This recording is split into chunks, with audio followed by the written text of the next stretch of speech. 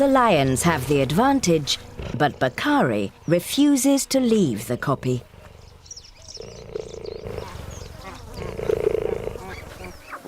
So they've come to an arrangement.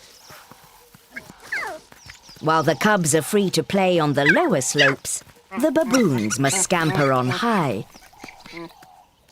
It's not ideal, but somehow they have found a way to rub along. Or had. The whole pride is returning. They left when the fire took hold. Now Askari is bringing them home. Joy for Kali and her sister.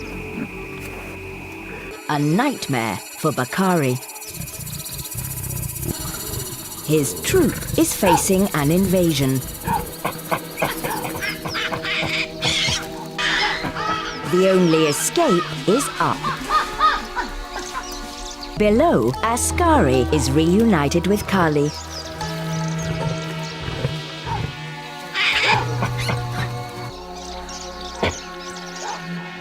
Askari and Kali have reclaimed their copy, with no way down for the baboons.